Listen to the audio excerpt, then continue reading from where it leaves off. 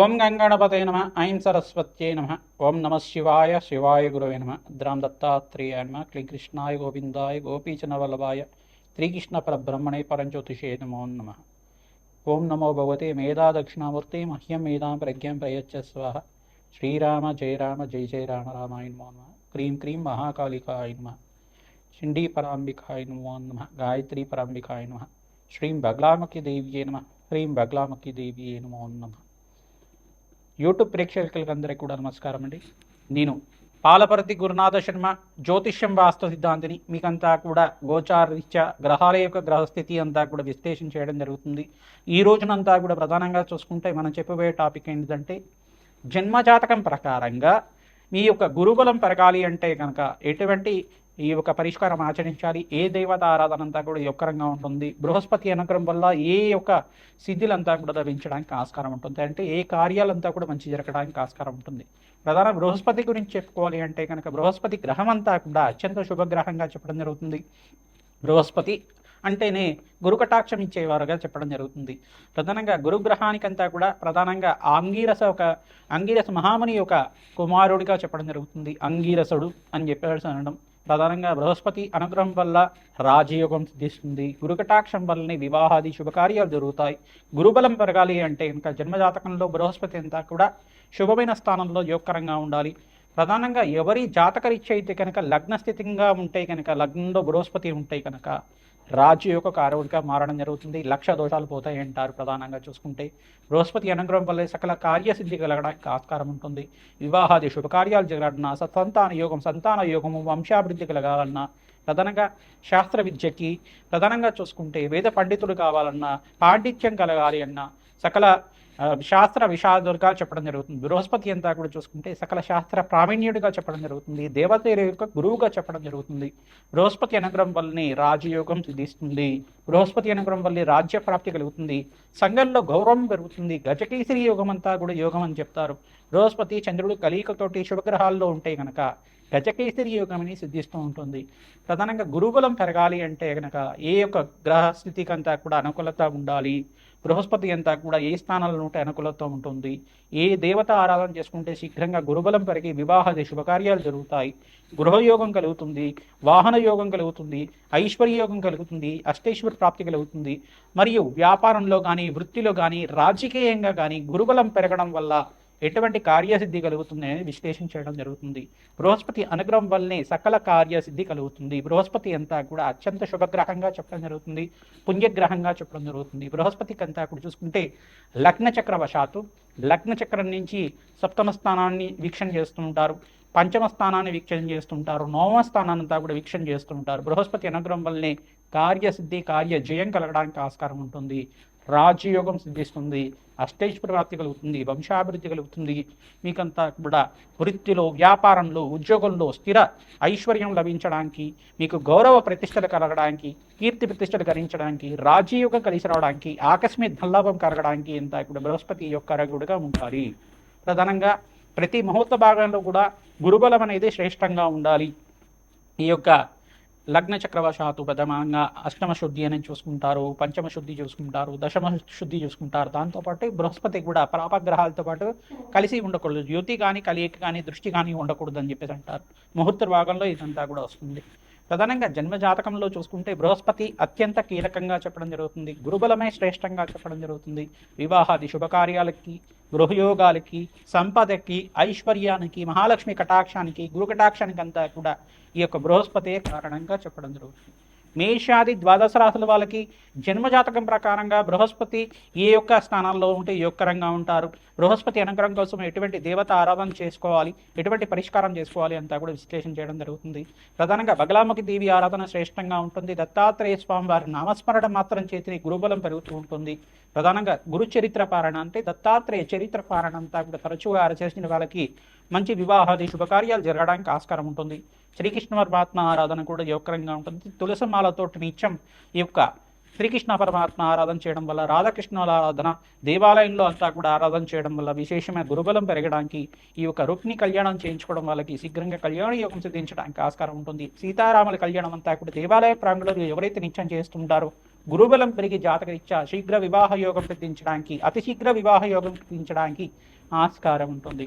ప్రతినిత్యం కూడా శనగల మాలనంతా కూడా దత్తాత్రేయ స్వామి వారి మెడలో అంతా కూడా హారంగా చేసి మాలలాగా చేసి పసుపు రంగు వస్త్రాలతోటి విశేషంగా స్వామివారి పూజ చేయడం, అరటి పళ్ళని ఈ శనగలంతా కూడా నివేదన చేయడం వల్ల గురుకటాక్షం పెరుగుతుంది. ఆంజనేయ స్వామి వారిని అంతా కూడా విశేషంగా మూలమంత్రంతో అర్చించి వేద మంత్రాలతో అర్చించిన తర్వాత మన్యసూక్త పారాయణం చేయించి తమలపాకు పూజ చేసిన తర్వాత అరటి పళ్ళని చక్కెరకాయ అనే అరటి పళ్ళంతా కూడా స్వామివారికి నివేదన చేయడం వల్ల విశేషమైన పుణ్యప్రాప్తి కలుగుతుంది, గురుబలం పెరుగుతుంది, అష్టైశ్వర ప్రాప్తి కలుగుతుంది. శ్రీరామ జయ రామ జయ జయ రామ రామ నామాన్ని ప్రతినిత్యం కూడా నామస్మరణ చేస్తూ ఉండాలి. తద్వారా గురుకటాక్షం పెరుగుతుంది.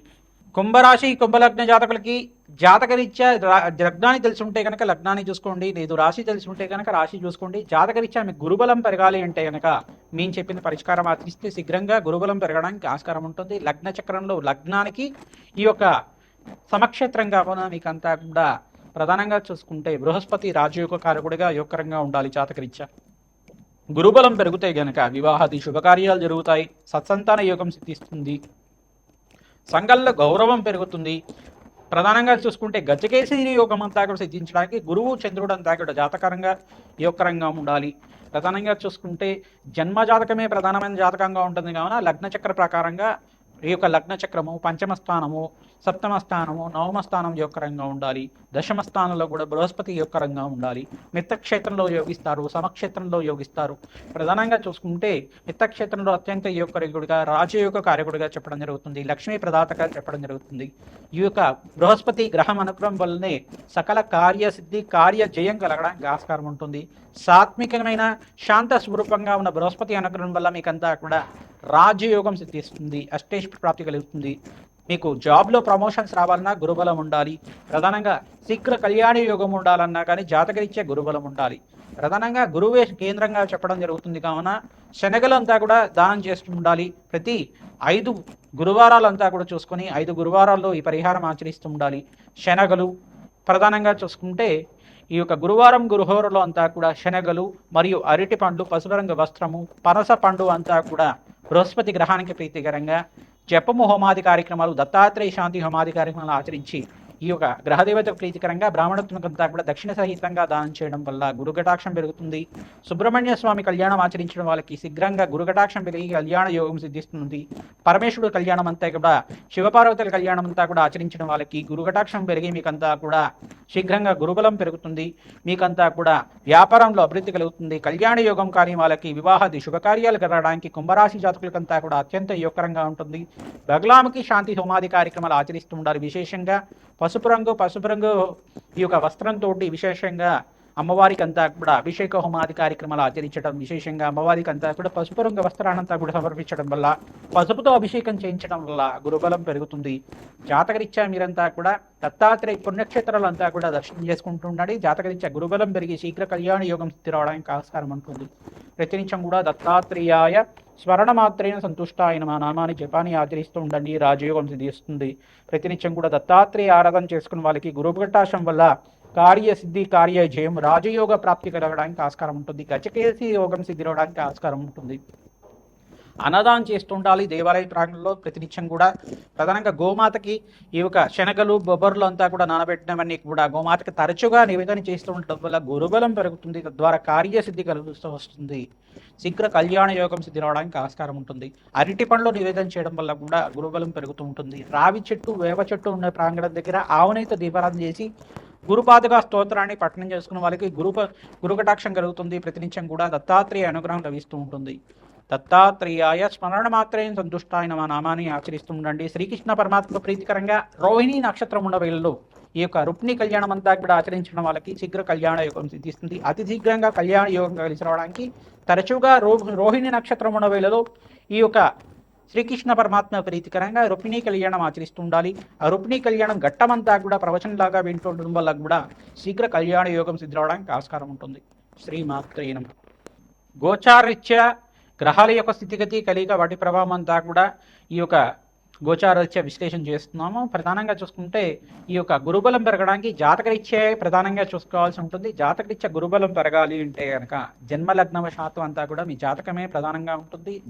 జన్మ జాతకమే ప్రధానమైన జాతకంగా ఉంటుంది. కావున జాతకరీత్యా ఎటువంటి పరిష్కారాలు ఆచరించాలి, గ్రహస్థితి ఏ రకంగా ఉంది, ఏ దశ నడుస్తుంది, రత్నశాస్త్ర ప్రకారంగా దత్తనాడి ప్రకారంగా గురుకటాక్షం వల్ల మీకంతా కూడా ఈ యొక్క దత్తనాడి ప్రకారంగా విశ్లేషణ చేయడం జరుగుతుంది. ప్రధానంగా చూసుకుంటే విశేషమైన పుణ్యప్రాప్తితోటే మీకంతా కూడా కార్యసిద్ధి కార్యజయం కలగడానికి కమలాత్మిక దేవి శాంతి హోమాది కార్యక్రమాలు, రాజశ్యామల యజ్ఞాధికృతులు, దత్తాత్రేయ మూలమంత్ర రహితంగా జపము హోమాది కార్యక్రమాలు ఆచరించడం వాళ్ళకి గురుబలం పెరగడానికి ఆస్కారం ఉంటుంది. సంఘంలో గౌరవం పెరుగుతుంది. రాజకీయంగా ఉన్నతమైన పదవి లభించడానికి ఆస్కారం ఉంటుంది. వ్యాపారంలో అభివృద్ధి కలుగుతుంది. ధన కటాక్షం లభిస్తూ ఉంటుంది. ప్రధానంగా వివిధ వ్యాపార రంగంలో వాళ్ళకి, ఐటీ రంగంలో వాళ్ళకి కూడా విశేషమైన పుణ్యప్రాప్తి లభిస్తూ ఉంటుంది. గురుబలమే శ్రేష్టంగా ఉండాలి జాతకరీత్యా. ప్రధానంగా సకల కార్యసిద్ధి కార్య జయం కలగడానికి ఆస్కారం ఉంటుంది. వివాహాది శుభకార్యాలు జరగాలన్నా గురుబలం ఉండాలి జాతకరీత్యా. వివాహాది శుభకార్యాలు జరగాలంటే గురుబలం ఉంటే కనుక అతి శీఘ్రంగా కళ్యాణ యోగం కలగడానికి ఆస్కారం ఉంటుంది. వివాహాది శుభకార్యాల కోసం మీ జాతకాన్ని అంతా కూడా విశ్లేషణ చేసుకుని పరిష్కారం అంతా కూడా ఆచరించిన వారికి అత్యంత శుభమైన ఫలితాలు పొందడానికి, అతి శీఘ్రంగా కళ్యాణ యోగం సిద్ధిరవడానికి ఆస్కారం ఉంటుంది. ప్రధానంగా బగలాముఖి శాంతి హోమాది కార్యక్రమాలు, రాజశ్యామల యజ్ఞాధికృతులు, ప్రత్యంగరాదేవి శాంతి హోమాది కార్యక్రమాలు, విశేషమైన హోమాలంతా కూడా ఆచరించి జాతకరీత్యా ఉన్న సకల గ్రహదోష నివారణ అంతా కూడా చేయడానికి ఆస్కారం ఉంటుంది. శ్రీమాత రామ్ దత్తాత్రేయాయ.